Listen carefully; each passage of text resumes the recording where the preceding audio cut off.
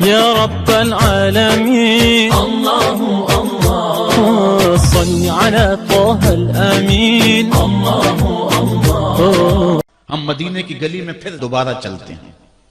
حضرت عمر رضی اللہ تعالیٰ عنہ کا دربار لگا ہے. ایک شخص کو پکڑ کر لوگ لے آتے ہیں کہ اس شخص نے ہمارے باپ کو قتل کر دیا. حضرت عمر رضی اللہ تعالیٰ عنہ نے پوچھا کیا ماجرا ہے بھائی؟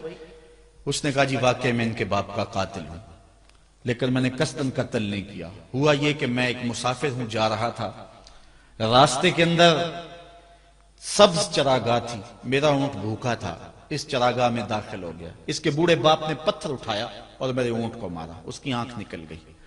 مجھے بڑا غصہ آیا، میں نے وہی پتھر اٹھا کر اس کے باپ کو دے مارا، لیکن وہ ایسے ٹکانے پہ لگا کہ اس کا باپ فوراً فوت ہو گیا.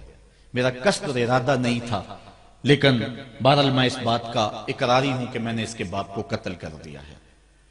آپ جو حکم سنائیں میں اس کو قبول کروں گا، لیکن میں ایک مہلت مانگتا ہوں کہ میرے دوست، میرے بھائی کی کوئی رقم میرے ذمہ ہے، میرے پاس اس نے امانت رکھی ہوئی ہے اور وہ مجھے پتا ہے کہ میں نے کہاں چھپا کے رکھی ہوئی ہے. اگر آپ فیصلہ کر دیتے اور میری گردن کاٹ دی جاتی ہے تو وہ امانت جو میں نے رکھی ہوئی ہے سنبھال کر کے، میرے علاوہ کوئی جانتا بھی نہیں ہے، تو وہ اس تک کون پہنچائے گا؟ اگر آپ مجھے 3 دن کی مہلت دے دیں تو میں جا کر کے اس کی امانت اس کو واپس کر کے پھر واپس آؤں گا. پھر یہ پھندا پھانسی کا میں اپنے گلے میں ڈلوانے کے لیے تیار ہوں گا. حضرت عمر رضی اللہ تعالیٰ عنہ نے فرمایا کہ کوئی شخص تیری ضمانت دے دے تو ہم تجھے چھٹی دینے کے لیے تیار ہیں. اس نے دائیں بائیں دیکھا، پورے مدینے میں اس کا کوئی شناسہ ہی نہیں تھا، واقف ہی نہیں تھا، ایک اجنبی شخص تھا. حضرت ابو ذر غفاری کھڑے ہو گئے، کہا حضرت عمر میں اس کی ضمانت دیتا ہوں. ضمانت دے دی گئی، وہ چلا گیا. تیسرے دن وعدے کا جو وقت تھا، لوگ جمع ہو گئے، دربار لگ گئے، ابھی تک آنے والا نہیں آیا. لوگوں نے کہا ابو ذر تو نے غلطی کی ہے، ایک اجنبی کی ضمانت دی اور ابھی تک وہ نہیں آیا. اور میاں صاحب فرماتے ہیں ایک بار جو پھائیں اڑ جاندے ہو پھر کدی نہ پھنس دینے. ظاہر ہے وہ چلا گیا، واپس تو نہیں پلٹ کے آئے گا، اسے پتا ہے کہ آگے سیدھی سیدھی میری موت ہے، تو تم نے یہ کیا غلطی کی؟ خیر آپ نے فرمایا کہ اگر وہ نہ آیا تو یہ پھانسی کا پھندا میرے گلے میں ڈال لینا، لیکن بہرحال میں نے اس کی ضمانت دی. کچھ عرصہ بیتا کہ دور سے گرد و غبار اڑتا ہوا دکھائی دیا. جب صورت واضح ہوئی تو وہی شخص تھا. حضرت عمر فاروق رضی اللہ تعالیٰ عنہ کے دربار میں کھڑا ہو کہنے لگا حضرت کسی وجہ سے تاخیر سے پہنچا ہوں، معذرت چاہتا ہوں، اب جو حکم ہے پورا کیجیے. حضرت عمر رضی اللہ تعالیٰ عنہ اس کے پھانسی کے احکامات جاری کر چکے تھے.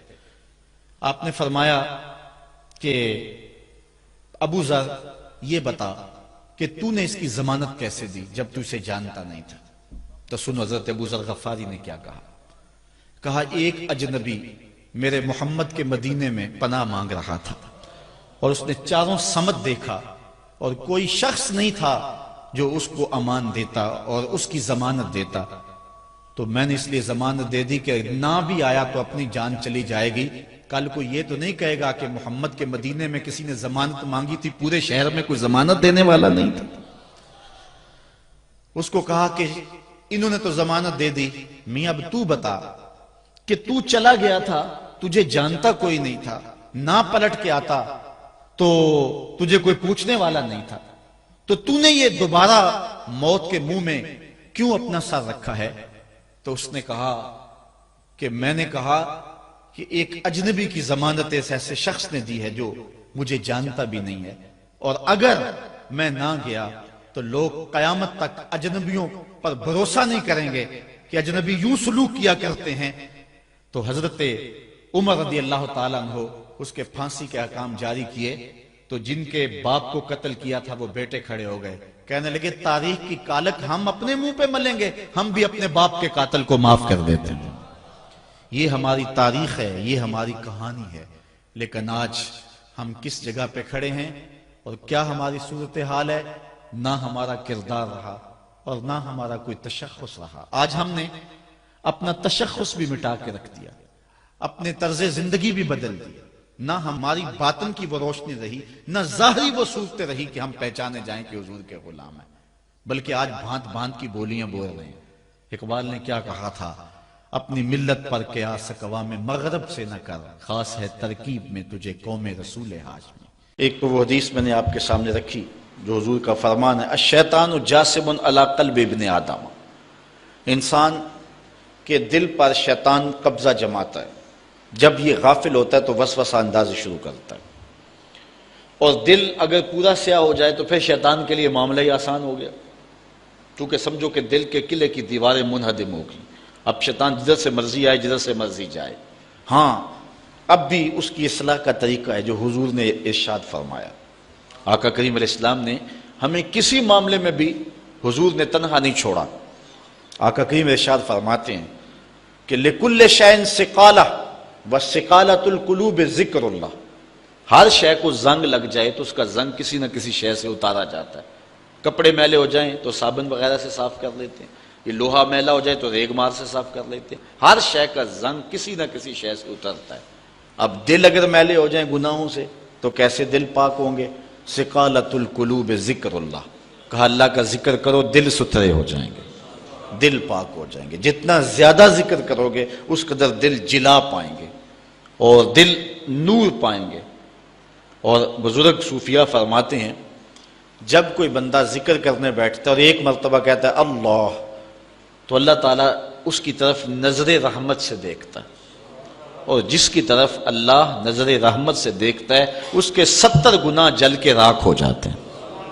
تو ایک مرتبہ اللہ کہنے سے 70 گناہ مٹ گئے، پھر یہ بار بار تکرار کرتا رہا تو دل جو ہے وہ آہستہ آہستہ مصفہ ہونا شروع ہو جاتا ہے، دل سیکل ہونا شروع ہو جاتا ہے، دل پاکیزہ ہونا شروع ہو جاتا ہے، اس کے اوپر سے غلاظت، گندگی اور جو دل کے اوپر چڑھا ہوا غلاف ہے وہ اتر جاتا ہے، اور دل پھر انوار پانے لگتا ہے، پھر اس کو ذکر بھی چاشنی دیتا ہے، اس کو فکر بھی لذت دیتا ہے، اس کو نماز اور سجدے میں بھی سرور ملتا ہے۔ جب دل پر نور نہ ہو تو پھر شکایت یہ ہوتی ہے نماز پڑھتے ہیں سرور نہیں ملتا، نیک عمل کرتے ہیں لطف نہیں آتا۔ اصل وہ دلوں کے اوپر حجابات آ چکے ہیں، دلوں کے اوپر پردے آ چکے ہیں، اگر وہ اتر جائیں اور وہ کثرت ذکر کے ساتھ جو ہے وہ پردے اتریں گے۔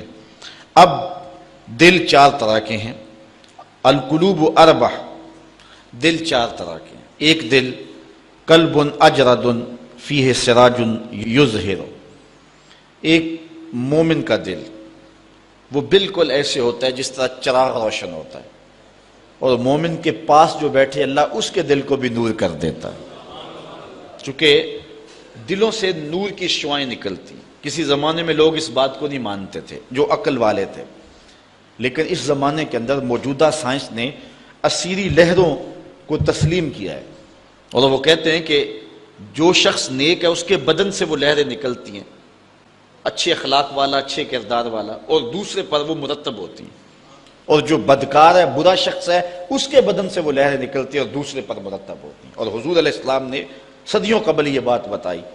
حضور نے فرمایا اچھے آدمی کی صحبت ایسے ہے کحامل المسک، جس طرح کستوری والا شخص ہوتا ہے، عطار کی طرح ہے کہ اس کے پاس اگر آپ بیٹھیں تو خوشبو آتی رہے گی۔ فرمایا یا تو تمہیں دے گا تحفہ، یا تم اس سے خرید لو گے، یا نہ وہ تحفہ دے گا نہ تم خریدو گے، لیکن جب تک بیٹھو گے مشام جام معطر رہیں گے، اور گھر آؤ گے تو لباس میں خوشبو بسی ہوئی ہوگی۔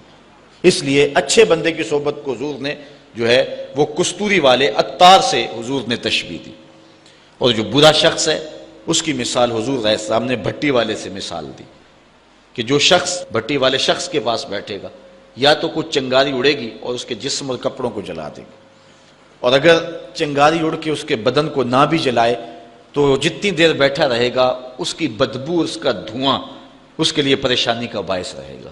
اس لیے اچھے آدمی کی صحبت کو اختیار کرنے کا حکم دیا۔ ہمارے مشائخ نقشبندیہ کا طریقہ یہ ہے، وہ کہتے ہیں کہ اچھے آدمی کی صحبت میں جا کے بیٹھ جاؤ، نہ تم کوئی بات کرو نہ وہ کوئی بات کرے، اس کے باوجود بھی من میں روشنیاں ہوں گی، من میں اجالے اتریں گے۔ اللہ اکبر۔ وہ میاں صاحب نے کہا تھا نا، چنگے بندے دی صحبت یارو جویں دکان اتاراں، سودا پاویں مول نہ لئیے ہلے آن ہزاراں۔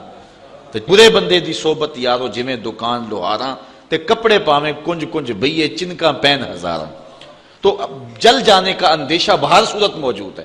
تو اس لیے آج دنیا جو ہے وہ اسیری لہروں کو مانتی ہے. میں اس کی سادہ مثال آپ کو دینا چاہتا ہوں کہ کسی کے بدن سے اسیری لہریں نکلنا تو دور کی بات ہے، کسی شخص کے تذکرے سے اس کے اثرات مرتب ہوتے ہیں. مثال کے طور پہ اگر آپ کے کسی دیرینہ اور پیارے دوست کا تذکرہ چھیڑ دیں، گفتگو کر دیں، تو اس سے طبیعت میں خوشی پیدا ہوگی کہ نہیں ہوگی؟ آپ حشاش بشاش ہو جائیں گے. لیکن کسی غلط آدمی کا جس سے آپ کو نفرت ہو، اس کی بات چھیڑ دیں، طبیعت میں گھٹن پیدا ہوگی کہ نہیں ہوگی؟ اگر گندگی کے ڈھیر کی بات کوئی چھیڑ دے، طبیعت میں گھٹن پیدا ہوگی کہ نہیں ہوگی؟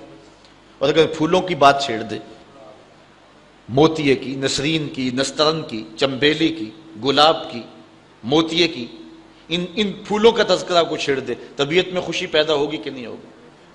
یہ ایک فطری بات ہے. آپ جو ہے وہ کسی اچھی بات کو چھیڑ دیں، اس کے اثرات مرتب ہوں گے اور آپ کا چہرہ کھل جائے گا. اور کسی بری بات کو چھیڑ دیں تو طبیعت کے اندر ایک اداسی پیدا ہو جائے گی، طبیعت کے اندر ایک غصہ پیدا ہو جائے گا. آج اس دنیا کے اندر آپ کہیں ملازمت کرتے ہیں، 8 گھنٹے کی ڈیوٹی دینا ہوتی ہے. ان 8 گھنٹوں کے اندر آپ کا مالک آپ کو بلائے، صرف 8 گھنٹوں میں ایک عارضی ملک آپ کے اوپر رکھتا ہے، تو آپ دوڑ کے جاتے ہیں کہ نہیں جاتے؟ آپ کے مہمان بھی آپ کے پاس بیٹھے ہوں اور آپ چائے بھی ان کو پلا رہے ہوں، لیکن باس بلا لے آپ کو اور وہ گھنٹی دے، تو آپ بیل پہ سب کو چھوڑ کے بھاگتے ہیں کہ نہیں بھاگتے؟ مہمانوں سے بھی معذرت کرتے ہیں، مجھے باس نے بلایا، آپ دوڑتے جا رہے ہیں. یار ایک دنیا کا باس بلائے تو مہمانوں کو چھوڑ کے، چائے کو چھوڑ کے، مرغن غذاؤں کو چھوڑ کے، سب کو چھوڑ کے بھاگ جاتے ہیں. اور رب کا نمائندہ پکارے حی علی الصلاۃ اور حی علی الفلاح، جو بندہ اس کے حضور نہ جائے کتنا بڑا بد نصیب ہے، کتنی بد نصیبیاں اس کا مقدر ہیں کہ جو اس کے حضور. لیکن یہ اللہ تعالیٰ جل شانہ کی رحمت کی عمومیت ہے. اگر آج 8 گھنٹے کے لیے آپ کہیں ڈیوٹی کرتے ہیں، وہ آپ کو آواز دے اور آپ نہ جائیں تو وہ آپ کی نوکری ختم کر دے گا، آپ کو سخت سرزنش اسی وقت کرے گا یا پھر آپ کو فارغ کر دے گا. لیکن اللہ تعالیٰ جل شانہ اس کی نافرمانی پہ نافرمانی کرتے رہیں، کبھی اس نے رزق کے دروازے بند نہیں کیے، بلکہ جو نہیں مانتے ان کو اور زیادہ دے رہا ہے، چونکہ ان کا حصہ صرف دنیا پہ ہی ہے نا، آخرت میں تو حصہ ہی کوئی نہیں ہے. بلکہ فرمایا اگر مسلمانوں کی دل جوئی کا لحاظ نہ ہو تو میں کافروں کے گھروں کی سیڑھیاں بھی سونے اور چاندی کی بنا دوں. چونکہ انہوں نے دنیا کو دیکھا ہے، آخرت ابھی دیکھی نہیں ہے، ورنہ جو ان کے لیے آخرت میں رکھا گیا ہے دنیا کی کوئی شے ان کے نزدیک حیثیت ہی نہ رکھے. بلکہ حدیث میں آتا ہے، صاحب مشکات نے اس کو لکھا کہ دنیا کے اوپر جس کو سب سے زیادہ تکلیفیں پہنچی ہوں گی وہ جنت میں لے جایا جائے گا، اور ایک مرتبہ جنت میں جو ہے وہ داخل کر کے نکال دیا جائے گا اور کہا جائے گا کہ بتا دنیا کے اوپر تجھے بڑی تکلیفیں پہنچی. وہ کہے گا یا اللہ مجھے تو کوئی تکلیف پہنچی ہی نہیں ہے. جنت کی صرف آب و ہوا سارے دکھ ختم کر دے گی. اور جس نے تخت و تاج پہ بیٹھ کے بھی زندگی ساری گزاری ہو، حدیث میں آتا ہے اس کو جہنم میں ایک ڈبکی لگائی جائے گی اور پھر اس کو کہا جائے گا بتا تو دنیا کے اوپر کوئی راحت پائی ہے؟ وہ کہے گا مالک دنیا کے اوپر میں نے کوئی سکھ دیکھا ہی نہیں ہے. ایک غوطہ جہنم کے اندر دیا جائے گا، دنیا کے سارے سکھ ہی بھول جائے گا کہ میں وہاں بادشاہ ہوا کرتا تھا، میں وہاں حکمران ہوا کرتا تھا، پوری دنیا کو میں نے جو ہے وہ ریوڑ کی طرح ہانکا تھا اور انسانیت کا قتل کیا تھا، میری رونت اور میرا تکبر دنیا کو جکا دیتا تھا. اس کو کوئی شے اور اپنی کوئی آکڑ اور کوئی بات یاد نہیں رہے گی، صرف ایک ڈبکی کی بات ہے. اور جس نے دکھ پہ دکھ کاٹے، غربت، تنہائی، دکھ، اذیت، مصائب، آلام، مشکلات، لیکن ایک بار جنت سے گزار کر کے جنت کی صرف آب و ہوا ہی سنگھائی جائے گی تو اس کو کہا جائے گا بتا دنیا کے اوپر تجھے کوئی دکھ پہنچا؟ وہ کہے گا میرے رب دنیا پہ مجھے کوئی دکھ نہیں پہنچا. اب بتائیے کہ اللہ کے حضور ہم حاضر ہوں یا کہ دنیا کوئی منشا و مقصود بنا لیں؟ ہماری زندگی کی ڈگر کیا ہونی چاہیے؟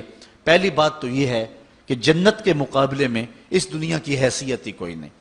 اور دوسری بات، اگر دنیا کے اوپر ہم عزتیں، سرخرویاں جس کو ہم سمجھتے ہیں یہ سرخرویاں ہیں وہ پا بھی لیں تو وہ کتنا کو عرصہ ہے، پھر اس کا حساب بھی تو ہم نے دینا ہی دینا ہے. اس لیے ہم دیکھ لیں جتنا برداشت کرتے ہیں اس کے مطابق جو ہے وہ ہم چلیں. ایک بادشاہ تھا، وہ پھولوں کی سیج پہ سویا کرتا تھا، خادمہ اس کے لیے پھولوں کی سیج بچھایا کرتی تھی. مدت گزر گئی، پھولوں کی سیج پہ سونے کا عادی تھا.